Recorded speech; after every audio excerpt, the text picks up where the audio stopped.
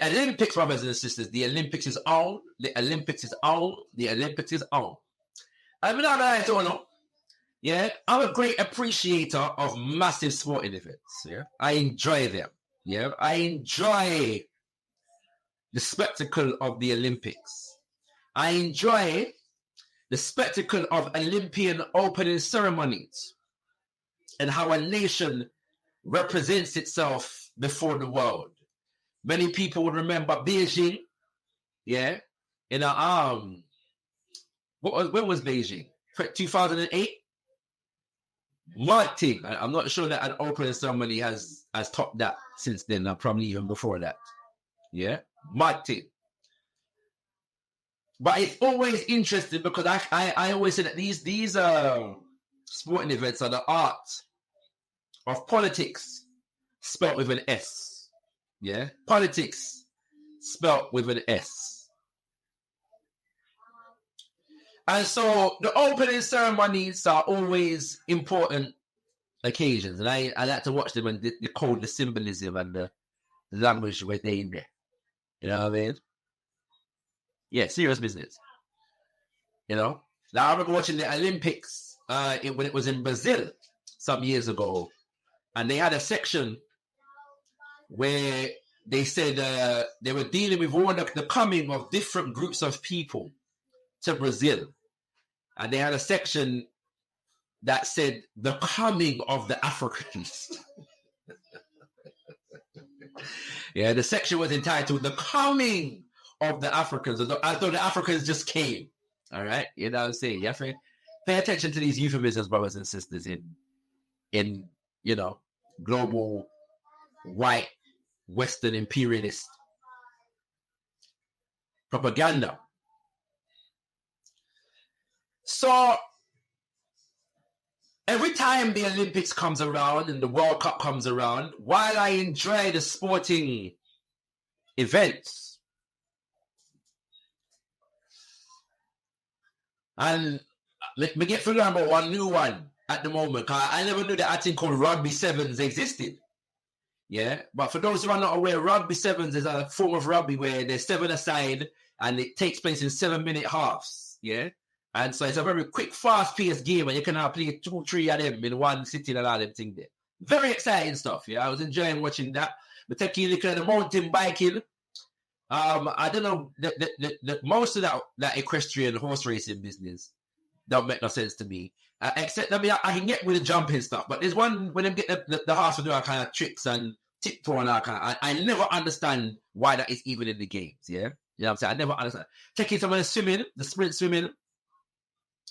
I haven't seen any of the synchronized swimming. I enjoy synchronized swimming. I enjoy all kind of synchronized art. Yeah, any kind of choreography, I enjoy it. I don't know why, and so me stay. You know what I'm saying? So I'm going to try and find the synchronized swimming and take in some of that. Yeah, you know what I'm saying? I was trying to take in the jeweler today, but I couldn't for some reason, you know. Yeah, where I was, the internet that failed me. You know what I'm saying? So, you know, I enjoy all them things there. And everybody, obviously, we're waiting for the track and field to get into full swing. And this year, yeah, break dancing is an Olympic sport. You know, so we're taking some of that and all them things there. Taking some of the skateboarding. But, even though, brothers and sisters, I admit, World Cup, I don't follow football, you know, but when the World Cup comes around, you know, I swear I me is the most avid, yeah, football enthusiast about the place. You know, I swear I said, yeah, you know, that's the thing, bro. But the politics behind these occasions is always what is most paramount. Everything is politics, brothers and sisters. And whenever an Olympics or a World Cup comes into a nation, particularly a nation that is considered to be third world or underdeveloped, quote unquote, developing, there is always significant politics going on, brothers and sisters. I remember writing an article in and around when Brazil had the World Cup, and there was reports of over 250,000 people, poor people, being evicted from their dwellings, yes, to make way for the building of edifices. There was reports of people being paid little and nothing to build stadiums, and some of them had to work in poor conditions and in dangerous circumstances. Yes? And what is often promised to a nation, because one of the draws to a city or a nation for these sporting events is the amount of revenue that will be generated in the nation. And generally speaking, what is promised as far as the ordinary people does not manifest itself, does not materialize. The details of that more economic breakdown is another subject for another time. But today, what I'm going to do is delve into an essay in this great and illuminating text. I've mentioned it before, Decolonizing the African Mind by Baba Chinwezu. I said to you, it's one of my favorite books, one of my foundational books as a young adult in my teens, sharpening my political lens, crystallizing my consciousness. This was instrumental, for me at that stage of life, and I come back to it regularly, since then. Baba Chinwezu, one of my favorite geopolitical scientists, has an essay in the text called The Olympic Games and the Black World. The Olympic Games and the Black World. And we're going to get into that right here now. For some historical context, this book was published in 1987. The essay that I'm about to read is a revision, an update on an essay that Baba Chinwezu had written in the year 1980.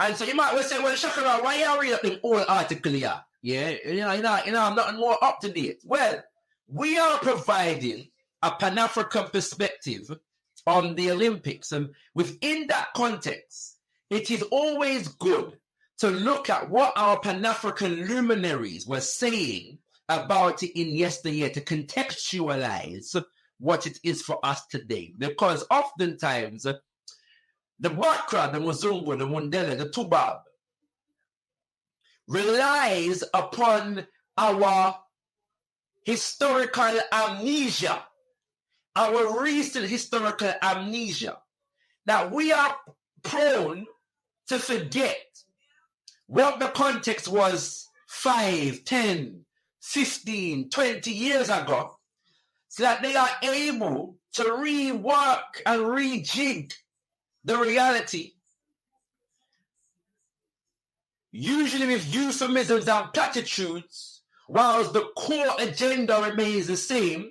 And because we as a community and a nation of people are disconnected from one generation to the next from the context as far as our perspective is concerned, we are not prepared, often defenseless, because we have let our guard down.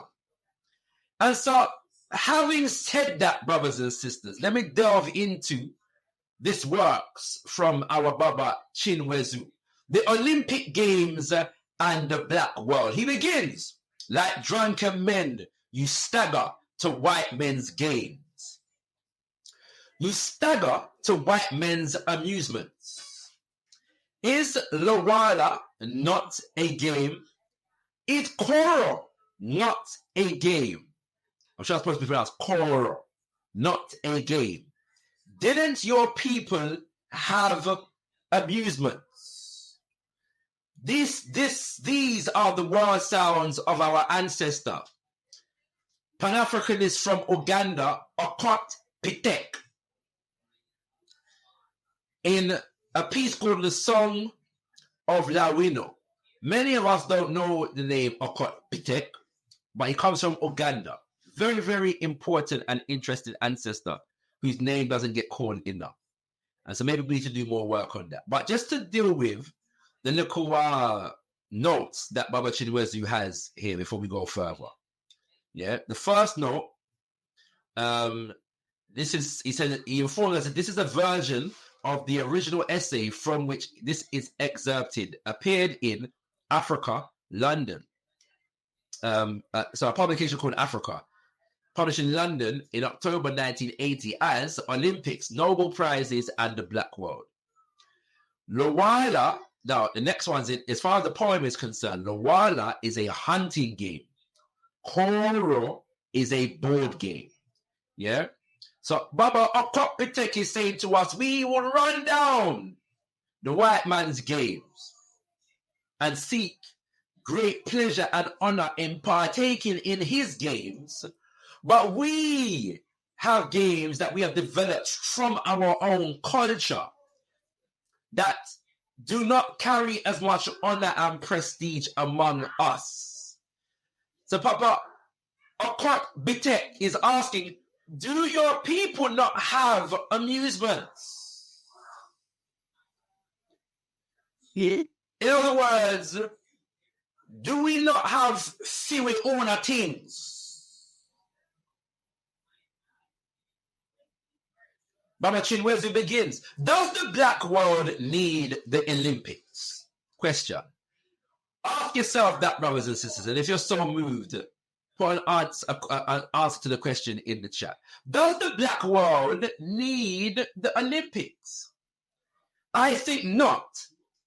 I say this in spite of the billing given the Olympics as the world's most important amateur athletics competition, and in spite of our penchant induced by our experience of colonial aspirations for putting Africa on the map. And it's real that many of us see our engagement in these spectacles as a means of us presenting and displaying ourselves before the world and putting our nations on the map. Me, my family come from Jamaica. And in line with the phenomenal success of Shelley and Fraser Price and Usain Bolt and the rest of them, among other related dynamics, you hear the term brand Jamaica popularized throughout the world. And the idea is that all of these areas of success allow us as Jamaican people to present and sell ourselves and the island of Jamaica and the culture of the Jamaican people to and before the world. Brand Jamaica. So therefore, our culture becomes a commodity on the international market.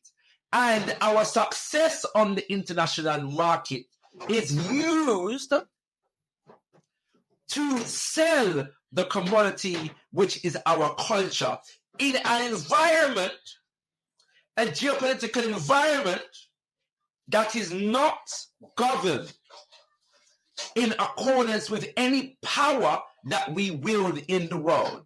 So our disempowerment leads us to seek validation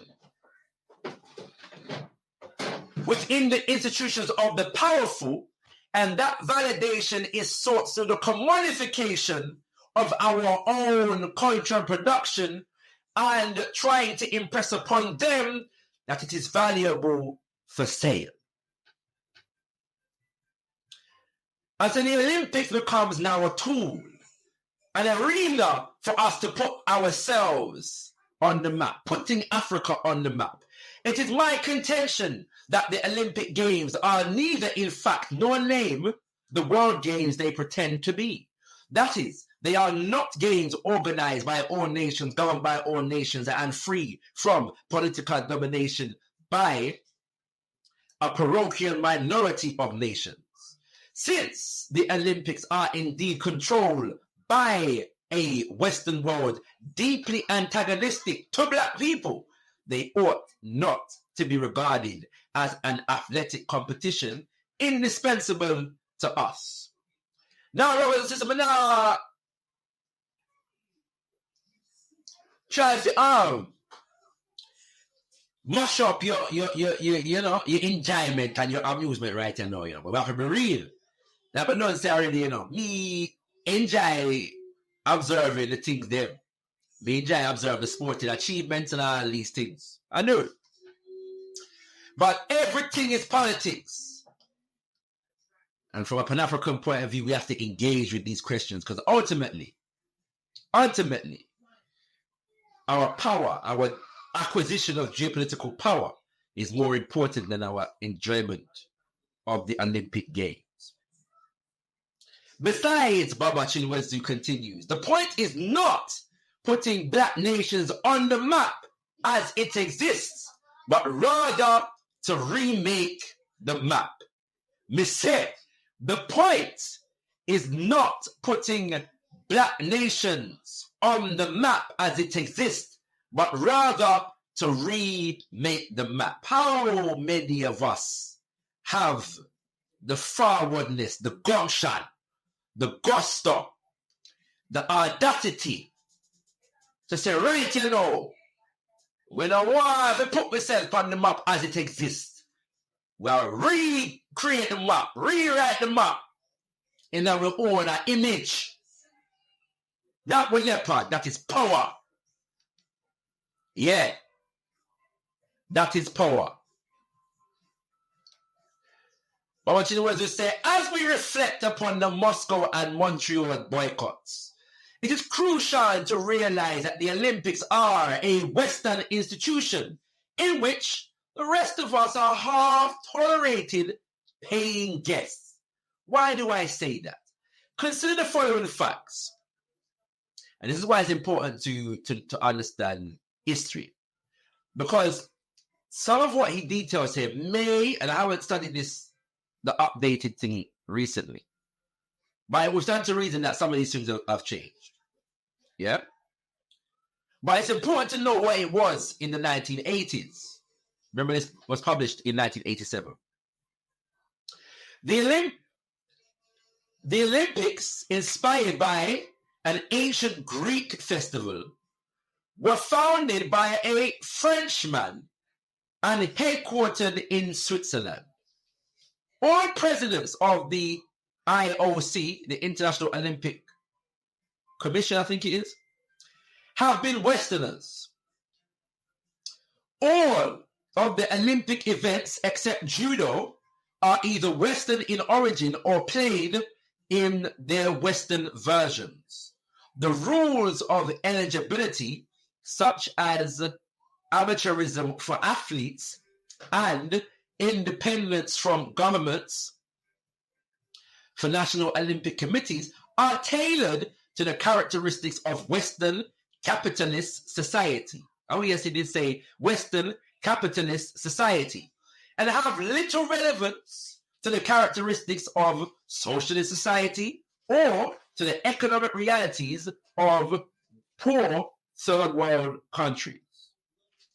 Furthermore, most Olympic sites have been in the West, and when they have not, Mexico City, Moscow, the West has found grounds for displeasure at having to compete outside their own turf.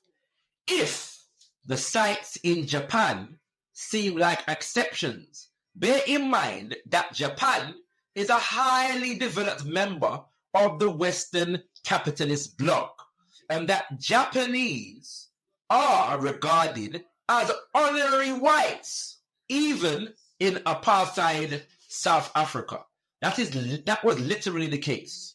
Yeah, that when Japan was rising as a technological power, South Africa wanted to do business with them, and the white minority ruled in South Africa in order for the Japanese capitalists and businessmen to operate in South Africa freely. This was under now the white minority terrorist colonial regime, what them call apartheid. They designated the Japanese in general as honorary whites. That's why it's important to know the history. Yeah? If you've got questions or comments, feel free to put them in the chat at Gotkush TV or at Kimbunga Media. Anyone will do. But why would Westerners lead a boycott against an institution they regard as their property? Are they losing control of it? Does it no longer serve their hegemonic purpose? One revealing reason cited by the boycotters is that it was a mistake to award the games to Moscow at all. So around the 1980s, it was either 1980 or 1984, the Olympic Games was held in Moscow. Yeah. Moscow was then the capital of not Russia, but the USSR. This is Soviet Russia, which was run under a supposedly or actually, depending on your political perspective, communist regime.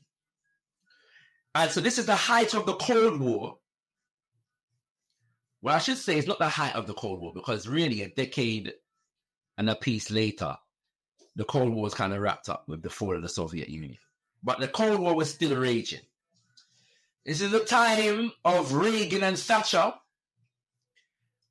who had ramped up hostilities with Moscow openly, while I was behind the scenes, working out some next vibrations.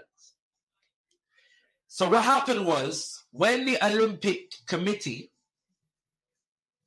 chose Moscow as a site for the Olympics, the Americans boycotted the thing because they were in beef with the Soviet Union and communism, and the Soviet Union was the centerpiece of communism, and so they boycotted the thing. All right. So one revealing reason cited by the boycotters is that it was a mistake to award the games to Moscow at all. Why do they feel so? Since the USSR is a member of the Olympics. When we cut through their rhetoric about Afghanistan, about freedom, about Russia taking advantage of the Moscow Games to make propaganda for its way of life, it becomes plain that the boycott leaders have three geopolitical motives for their campaign. So now we have a cut through the euphemisms, some of which are still in use today. This one being a good one. Freedom. The West represents freedom. Western civilization represents freedom. Western capitalism represents freedom. And all else that goes against its dictates represents something other than freedom as far as they are concerned. So what are the three motives that Baba Chinwezu identifies? First, holding the games in Moscow offends their sense that the Olympics are their property. If holding them in the despised third world, Moscow, was bad enough for their sense of propriety, recall the controversy that arose over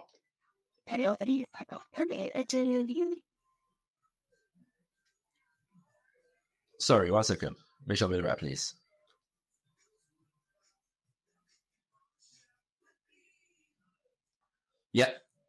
So recall the controversy that arose over that.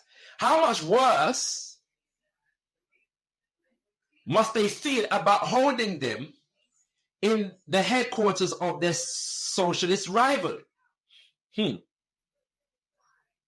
Second, this is happening in a period when Western domination of the games, as measured by harvests of gold medals, is on the wane.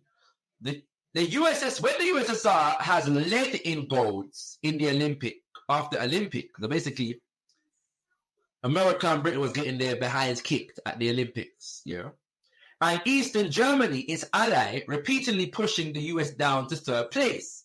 While the US dominated the events, it viewed its victories as testimony to the superiority of capitalism over socialism.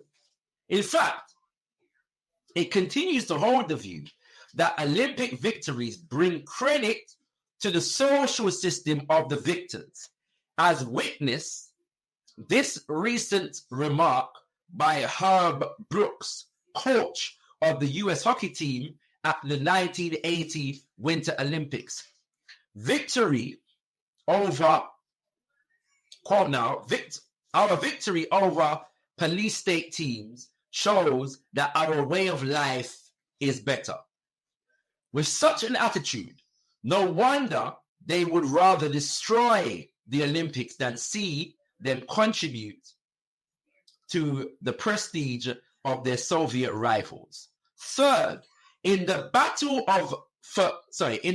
for minds waged between the capitalist and the socialist blocs, the prospect of thousands of visitors from around the world viewing the Soviet Union at first hand, or of millions seeing it through TV coverage of the games, could be unpalatable to the guardians of the capitalist bloc. What if the world is curious to see how the poor and ethnic minorities are treated in the USSR? Do they live in slums like Harlem and Watts? Are the streets safe without rape, muggings, stray bullets, police riots, and other harassments endemic to the US? Are there in Moscow staggering contrast in living conditions like those in New York? Between Park Avenue, posh, and gutted Harlem tenements? What if Western TV cameras found nothing of that sort to beam to the quote-unquote free world? What impact might that have on the poor in Harlem, Rio, Lagos, Nairobi, and Manila? Could an important reason for the boycott be that President Carter doesn't want the world to see Moscow for themselves? Brothers and sisters, let me just pause for a second to check something. Because the point, I think I've missed the point. No, maybe I have missed it. It's going to come up in a second. All right? Because more than one of the games was boycotted. By appreciating the high risk to Western prestige, which the Moscow Games have posed, it is easier to see why the guardians of capitalism would violate their habitual strictures against mixing politics and sports. Now remember, the Olympic Games is supposed to be non-political. Yeah, not supposed to bring politics into it. Same with the World Cup. But they're going to go against that. Yeah, the guardians of capitalism would violate their habitual strictures against mixing politics and sports, which they brandished against the black nations at Montreal, and themselves used the politics of Afghanistan to wreck the Moscow Olympics. Pause.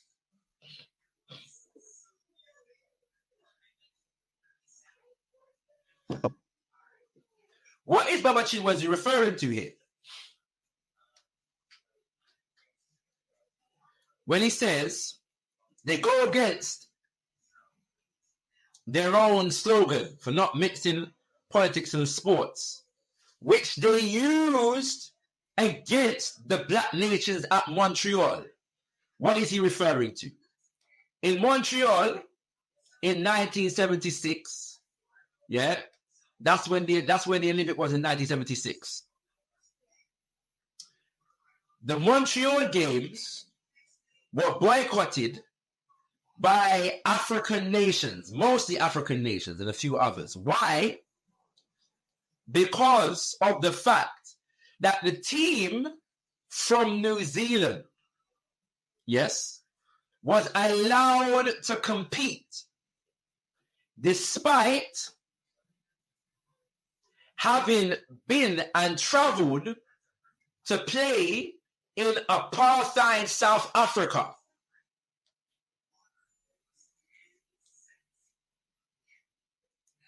in the same year. And so the anti-apartheid movement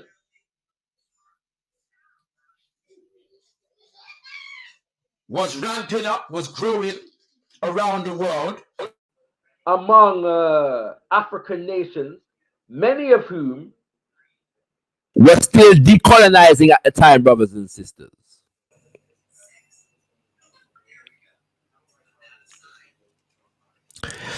African nations were still decolonizing at the time and were campaigning against the apartheid white minority terrorist colonial regime in South Africa. 29 mostly African nations boycotted the 1976 Olympics because the New Zealand team were allowed to compete. And America, Britain, and the rest of the Western world said, we don't mix politics with sports. Competed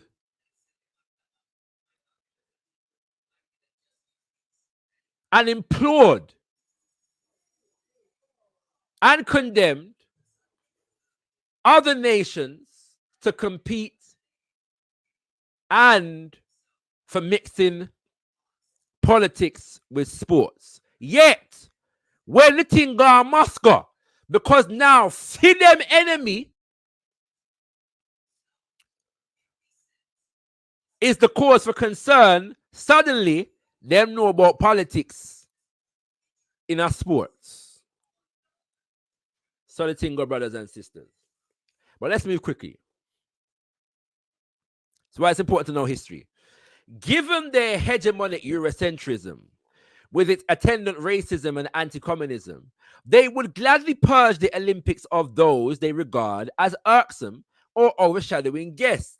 With their boycott of the Moscow Games, they are saying to the Soviet bloc, quote, we won't have you participate in our Olympics if you are going to dominate it and eclipse us. If we can no longer shine in it, we'll wreck it, unquote.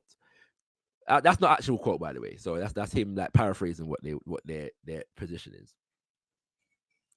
With their refusal to bar New Zealand from Montreal, even when faced with the black boycott, they were saying to the black world, the Olympics are ours.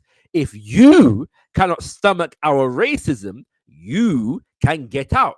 And good riddance. In fact, one Olympic official at Montreal put it bluntly when he said of the black boycott, we have gone on without them before, we can go on without them now. If we are outraged by that attitude, we ought to perhaps ask ourselves what we expected a host to do when a guest reluctantly invited, tolerated with ill grace, walks out of a banquet just as it is about to begin, because he cannot stomach what one of the sons of the house is doing. Did we really expect the host to cancel his feast? Viewed thus, it becomes clear that we should go beyond the tantrums of boycotts. We should instead work out a long-range response to Montreal. To do that, we should probe the deeper politics of the Olympics and consider what relationship, if any, a self-respecting black world should have with it. For that, a look at the long history of racism in the Olympics and at the implications of the Moscow boycott should help.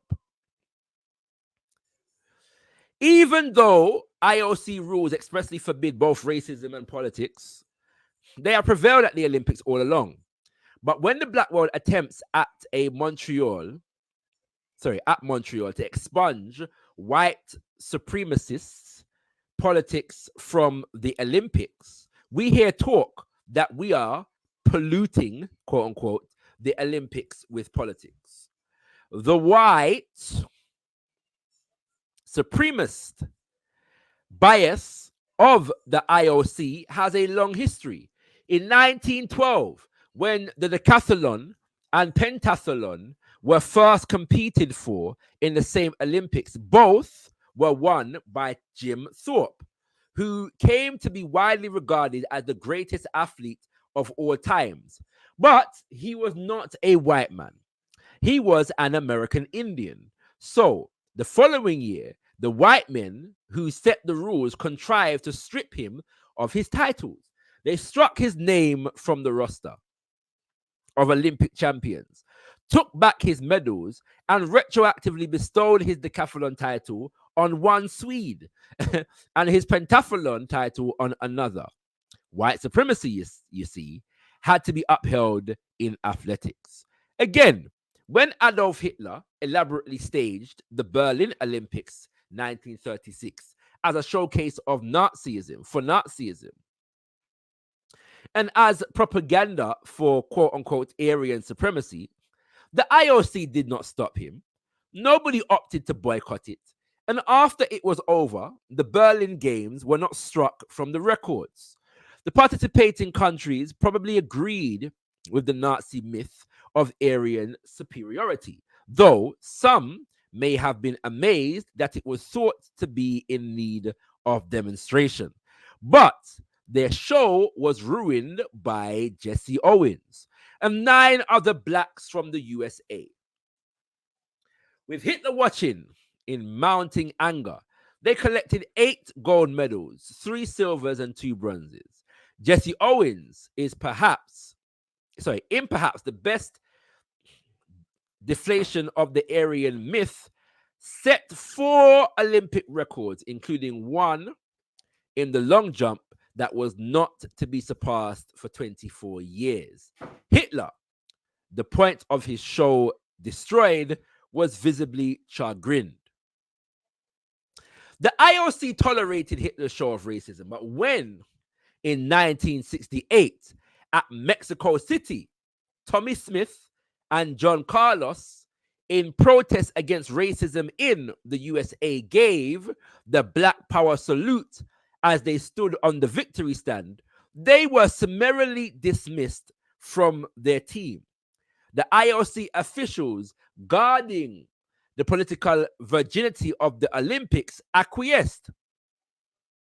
So you see, it is all right with the IOC to have the Olympics politicized in favor of white supremacy, but all wrong to have them politicized against white supremacy. Brothers and sisters,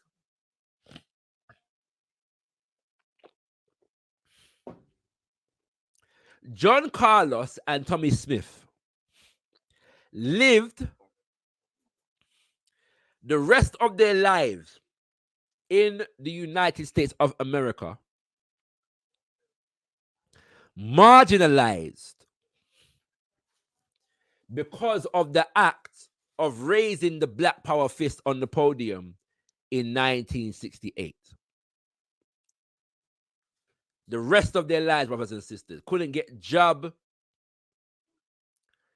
couldn't re-enter the industry, the sporting industry in the same way, were not celebrated Olympic athletes like you would do Olympic athletes. So I want people to understand that from 1968 onwards, the brothers were still suffering for having taken that stand. It's important for us to know these things. In a world divided by racism, where black champions, when they're their brothers and sisters, are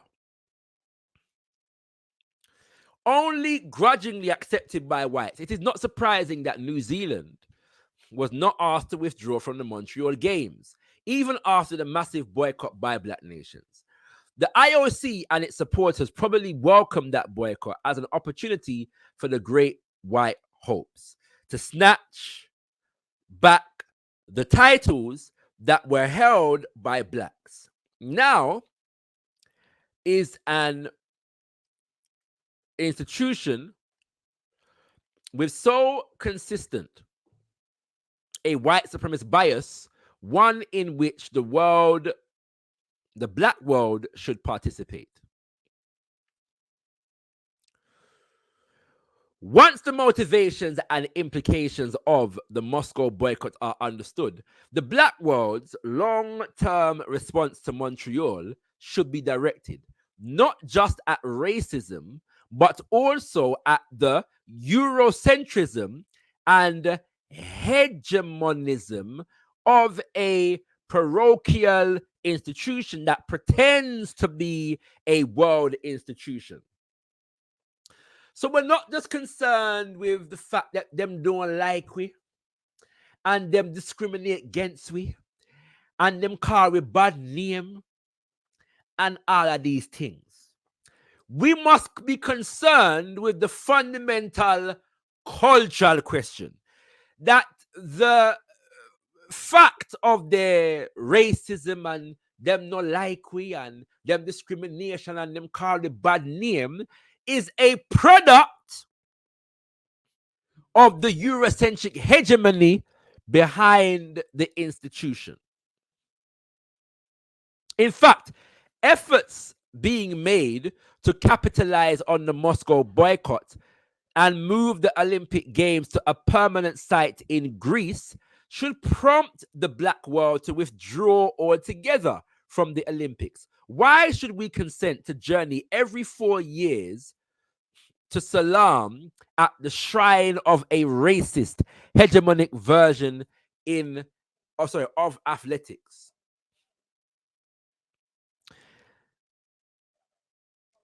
You know, the interesting thing about that is that whether the Olympics are in Greece or not,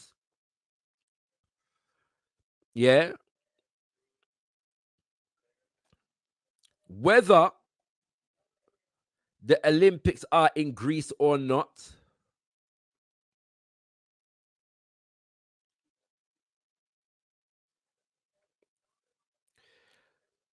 every Olympics, the world is being called to worship at the shrine of Greece.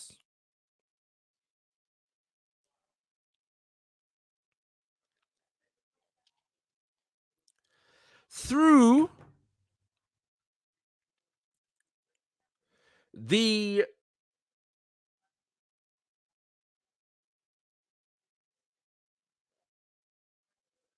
Olympic torch-bearing ceremony,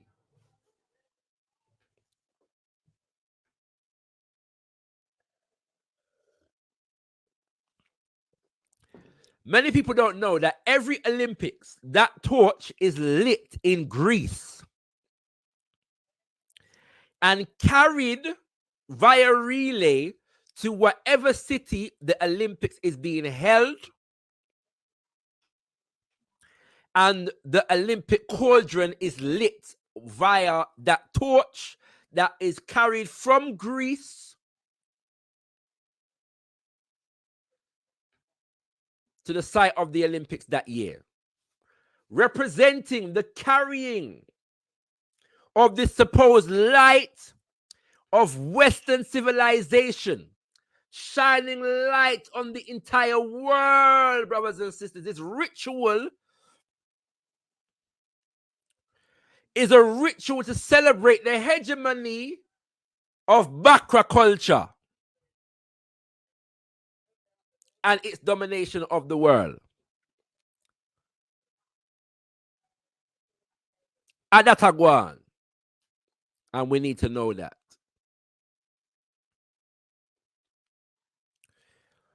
Connecting the Western world today to its ancient supposed origins and organizing the entire planet according to that hegemony. That is what that ritual, in fact, represents. In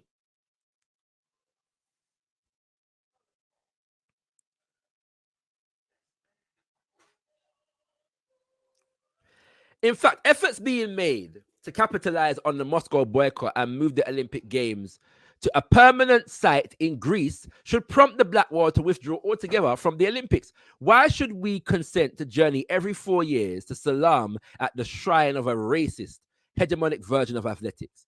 In this business of subtle cultural control, Western hegemonists have reasons of dominations for wanting the world to go to Greece to compete for prizes in physical prowess.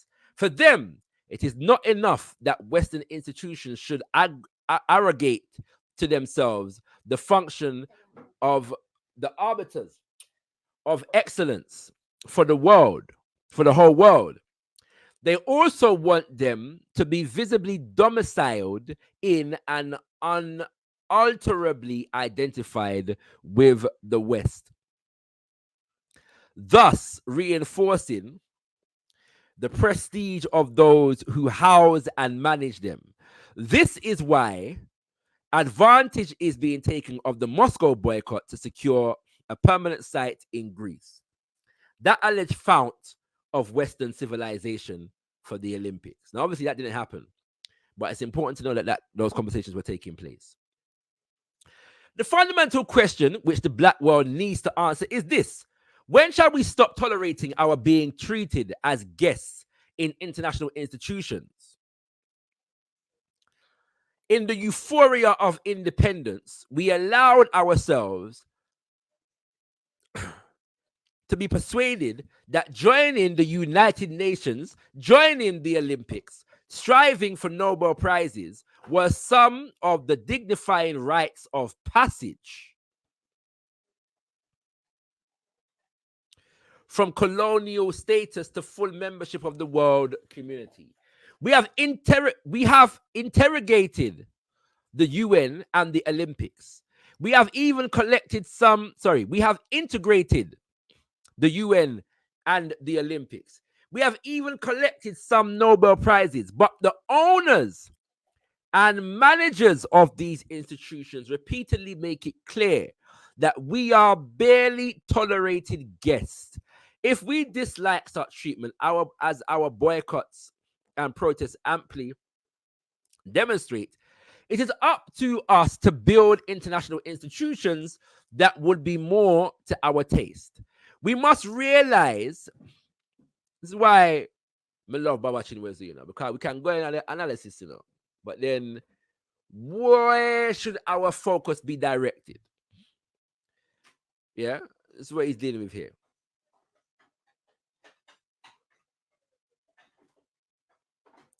We must realize that though integrating another man's restaurant may be an important step towards social equality, it is not the same thing as being an equal partner in owning and managing it. In the wake of President Carter's boycott campaign, with its attendant disarray in the Olympic movement, the situation is ripe for non-Westerners, blacks especially, to force the creation of a genuine world games to replace the Olympics. In preparing to press for that, we of the Black world should examine our options. Let me outline 3. If we are convinced that the Black world needs to participate in some form of world games and believe that the Olympics should be transformed, not abolished, we might want to dilute its Eurocentrism. According to the IOC rules, the honor of hosting Olympic Games goes to a city, not a country.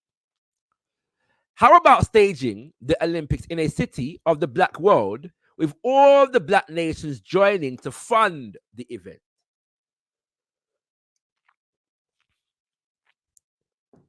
Though the present tradition of national financing might be invoked to block such multinational staging of the games, for example, by those who want to move the games permanently in Greece, there is actually nothing in the rules to prevent it.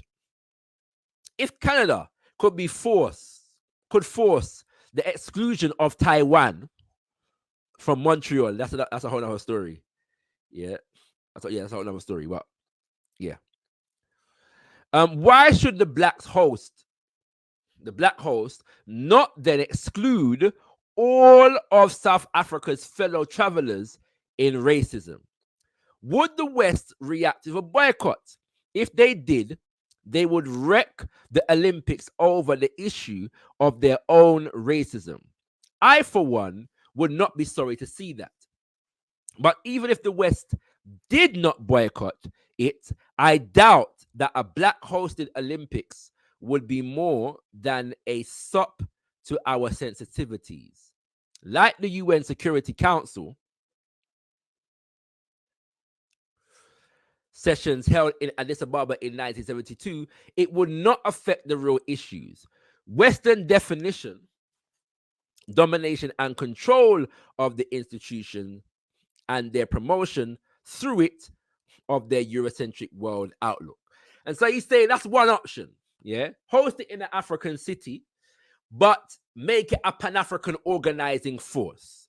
And as a part of that Pan-African organizing force, we must make the collective political decision to ban the government and the nation of South Africa in solidarity with our brothers and sisters in South Africa, and dare the white Western nations to boycott in solidarity with white minority rule in South Africa. That is the least power move that we should be engaged in at that time. But he's saying that he doesn't even necessarily, stand for that particular option because it doesn't necessarily address the real issue. A second option, he says, would be for blacks to withdraw from the Olympics until they are satisfactorily reorganized, renamed the World Games, purged of Western domination of their committees, rules, rights, names, and aims. Such a withdrawal should be accompanied by the setting up of that third World Games, which has long been dreamed and talked about. It would then be the responsibility of a third World Games organization in concert with the Olympic Games organization of the West and with its Soviet bloc counterpart to negotiate terms for the founding of a genuine World Games. If and when this genuine World Games organization is formed, its sponsoring organizations would serve as guarantors of its good non-racist behavior. A third option would be for the black world to unconditionally withdraw from the Olympics as from a congenitally tainted thing, and then initiate a World Games organization and invite all the world to join on non-racist hegemonist terms. What is involved here is the seizing of the initiative. What is involved here is the seizing of the initiative. The seizing of the initiative.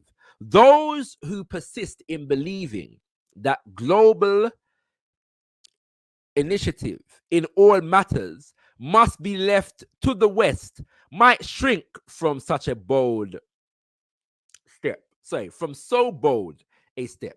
It should therefore be pointed out that only an anti-racist initiative, preferably from the black or third world, could create a genuine World Games.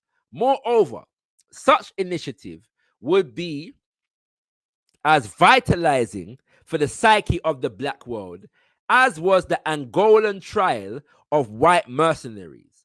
It would free from the thrall of Western definitions yet another corner of our sense of how things ought to be. Initiative exercised in defining significant parts of our relationship in the world will, I submit, do far more for our sense of dignity and self-respect than all tantrums, protests, and outpourings of moral outrage we now tend to resort to. And that is the conclusion of the wisdom of our Baba Chinwezu in this particular article. I'm going to share the link, brothers and sisters, for anybody who wants to come live and interact with I, yeah, and join the conversation. And then I'm going to go through your comments in the chat shortly, yeah. So the link is in the chat. The link is in the chat. The link is in the chat, and I'll come to your comments in a second. But what I want to do next, yeah, because is share something with you about now, of course, the games today are far more multicultural, even though the dominating institutions are still very much Western. There's more black people in prominent positions, and you can see the nations like America and Britain are embracing their black champions as citizens and true, standard bearers of the nation and its brilliance and so on and so forth, yeah? But the politics that dominate these things are still very much the same, brothers and sisters. I'm going to give you one very small example of this thing. I did watch, as I said earlier, me love to watch the opening ceremony. The opening ceremony is, in fact, the most important aspect of the Olympic Games. 100%. The most important aspect of the Olympic Games. Yeah? And something did go on, yeah, at the Olympics when they were announcing the different nations. And it was a very creative Olympic ceremony. Many people didn't like it, yeah, but I thought it was very creative. It didn't have the spectacle of other games because it wasn't in a stadium and everybody couldn't watch one time and all them thing there. But I got what they were trying to do, and I points for creativity and inventiveness and originality and all them thing there. You know what I'm saying?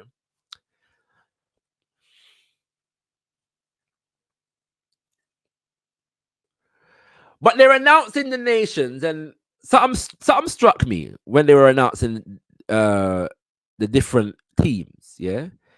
Now listen to this. That is how Haiti was announced. Yeah. Right? That is how the Haiti team was announced at the Olympics. Now, more often than not, yeah, when they announce a team, they'll give you maybe some important information about the team itself, the makeup of the team, how many people are in it, what events that they are competing in, any notable famous people, any notable champions, and or they give you something important about the history of the nation. A landmark here, them did achieve this or them did do that or whatever. Listen again to how the people them announce Haiti. First of all, he got that wrong. Haiti is not on the eastern part of the island, it's on the western part of the island, yeah? And them said the island called Hispaniola. So the island that Haiti inhabits with the Dominican Republic is still known as an island in geopolitical terms by the name that the colonizer gave it when he landed. So, yeah? So the island is still referred to as a complete island as Hispaniola. Yeah? But then, when go on for say, impossible to sum up the history of Haiti, next statement, which really led it to be in a wretched situation. So now the time in sport is something that they can enjoy. Yeah? In spite of the wretchedness while going over there, so enjoy your time in sport. The last statement is enormous social challenges they're facing there right now. Yeah? This is how they announced the Haiti team. Now, everybody, yes, this landmark exists in the country. The country have how much thousands or how much million people inhabit it. You know what I'm saying? And all them things there. This nation never achieved a medal yet, and them fighting for a medal for the first time. It's amazing. But that announcing of the Haiti team is necessary in white power geopolitical propaganda. I was reading some works the other day. I was on Twitter, and a brethren from the Dominican Republic was posting about how he basically saying that the situation in the Dominican Republic is in some ways worse than it is in Haiti, because he's saying that whilst the Dominican Republic is considered to be a more developed nation, the masses of the people in the Dominican Republic don't own anything and are being further and further driven into impoverishment. But nobody cares as long as they can continue to present the facade that Dominican Republic is doing better than Haiti. Basically saying that the Dominican Republic exists in the Western geopolitical context purely as a comparison for Haiti. Yes? So that they can continue to try out this depiction of Haiti as a basket case, woefully, perpetually mad, distorted, uncontrollable, and uncontrolled nation.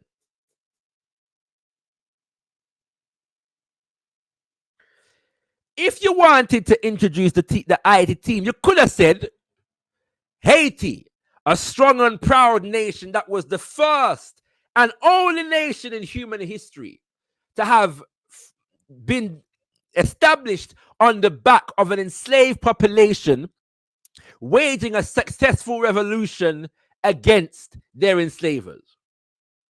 That's how you could have announced. You could have even said, beautiful to see the Haiti team here in spite of some of the challenges taking place in Haiti. No doubt the Haitian people are proud of their sports. You could have said that. They said something similar when the Palestinians were introduced.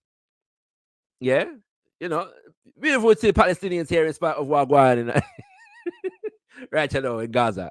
You know what I'm saying? They said something like that. Yeah, but they need to keep putting this image forward in order to, one, present Haiti as a problem for Western powers to resolve, and two, negate the idea that the condition that Haiti is in is the result of geopolitical economic warfare waged on it by the same Eurocentric hegemony that Baba Chinwezu was alerting us to. That small little thing when me see. There are other things I could mention. Me say the whole of the Christian them vex. Personally, I couldn't care less. Yeah, what it's worth noting though that apparently the Christians are vexed for no reason though, because the Last Supper apparently was not what was being depicted. They forget that Greco-Roman culture exists before Christianity. You know what I mean? But that's another subject for another time. I'm gonna go through the link is in the chat, brothers and sisters. So anybody who wants to come live, yeah, feel free to do so.